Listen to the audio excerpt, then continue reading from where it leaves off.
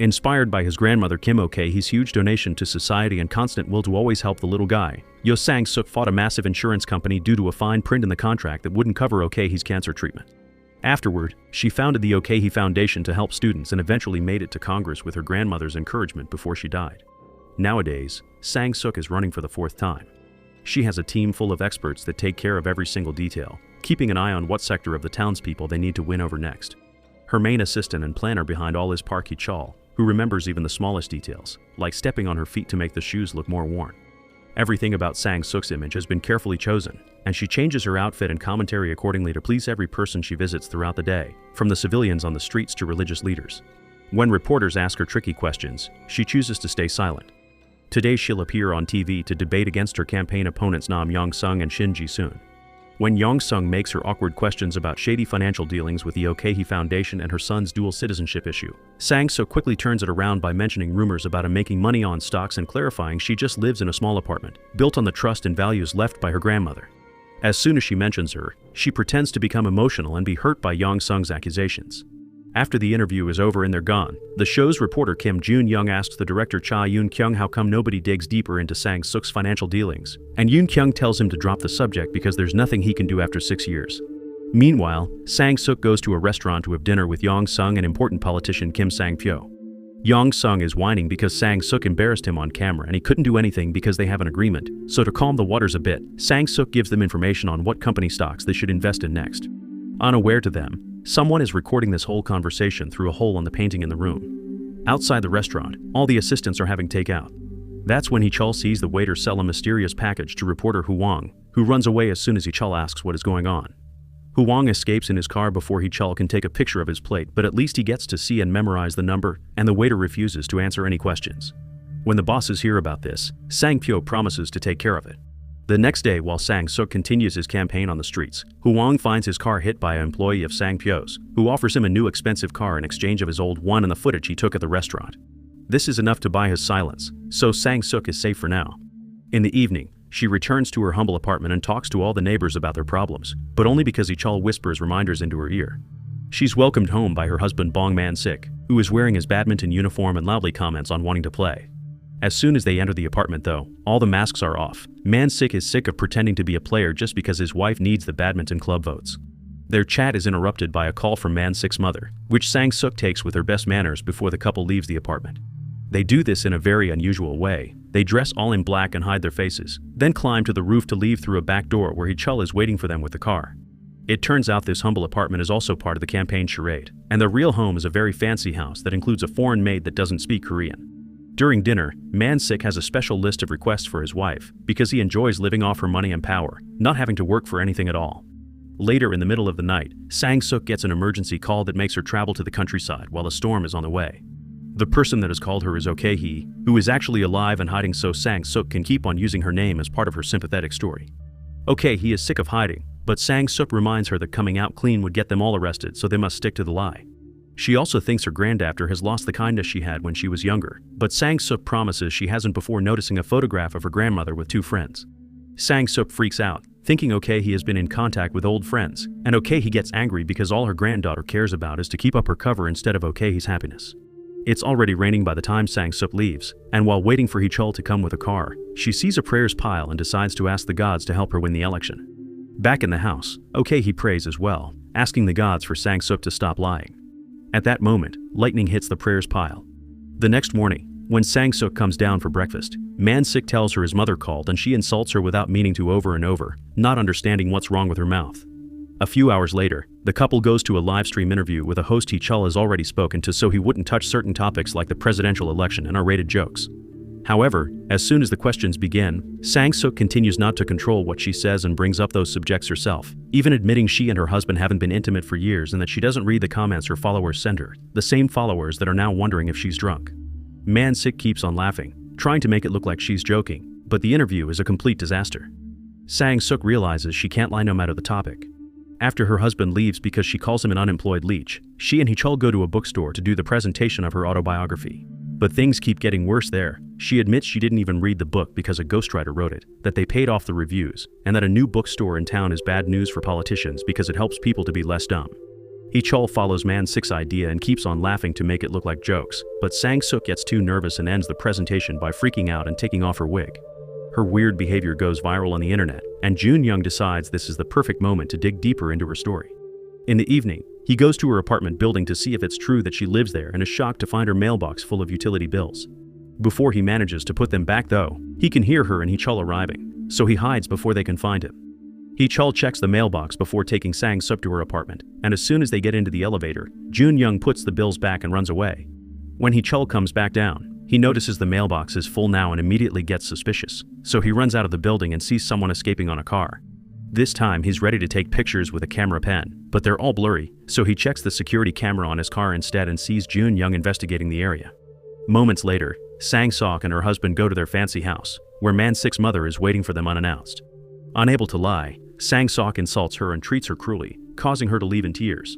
The curse is so bad and accurate that Sang-suk can't even show sympathy for Man-sik. She's actually super happy that the old hag won't visit for a while.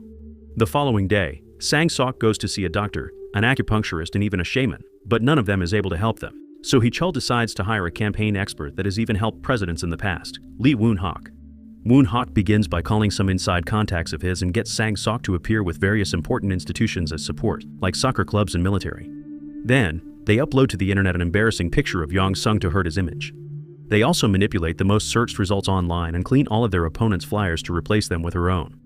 Honesty isn't the only one of Sang-suk's problems though. There's a car around town playing and it speakers a speech about Sang-suk's son, who she gave birth to abroad for a second citizenship and so he could avoid military service, but now he can't be found by prosecutors. To solve this problem, Man-sik travels abroad to find their son Bong Yoon-ho and bring him back to Korea to send him into military service. After forcing him to get a haircut, Sang-suk convinces him to join the military in exchange for a hefty payment, which Yoon-ho accepts. The next day, Woon-hak wants Sang-suk to give a press conference on her story about having a baby aboard, but Sang-suk explains she can't read that because it's a lie. She never gave birth to Yoon-ho, he's Man-sik's son with another woman. It's not just the matter of the lie, she doesn't want Yoon-ho to find out about this through a press conference. He may not have come out from her, but he's still her son. To avoid this issues with the impossible lie, Sang-suk spends the night in a freezing bath filled with ice cubes, so when the time for the conference comes, she passes out before she can finish that sentence.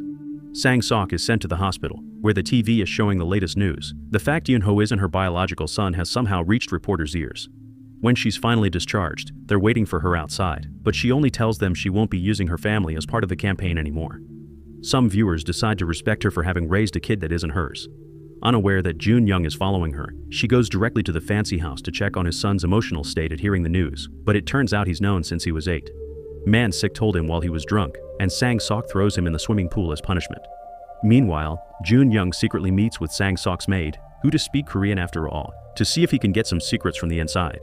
Some days later, Sang-suk is doing a presentation at a theater by using carefully written true phrases about things she's already done for the city. Suddenly, she's interrupted by Ji-soon, who has shown up to accuse her of being in a bussiness arrangement with the insurance company she once fought against. Sang-suk is about to confess this is true and that she did it because they would invest in the company of her choice, when Hee-chul pretends to have seen a bomb, pushing Sang-suk out of the way and making everyone leave the theater. When they return home, the first thing they do is to get rid of all the gifts the insurance company ever got them. They will have to move out too, since this nice house is also being rented by them. Some time later, Sang-suk is glad to see she's back on first place in the polls, so Woon-hak shares the next step in his plan. Trying to be sweet again won't work, so Sang-suk is going to promote her image as the most honest politician in the country. With the help of Yoon-ho, who has written a catchy song about her, Sang-suk talks to the people and appears in debates discussing how corrupted the system is, which gains her people's sympathy. One afternoon, when they drive by the Okehi Foundation, Sang-suk sees a woman camping at the entrance as a sign of protest because her son ended his life over low grades. Sang-suk wants to look into it, but Sang-pyo has given strict orders to ignore it. Meanwhile, Hee-chul takes Okehi to a routine checkup because on her fake papers, he's her grandson, and he admits after all these years it does feel real. The doctor thinks Okehi will die soon, but she doesn't listen, claiming they all have been telling her the same things for years now. Someone does end up talking to the woman protesting though, Jun-young, who then takes all the info he's obtained to analyze it with Yoon-kyung over dinner.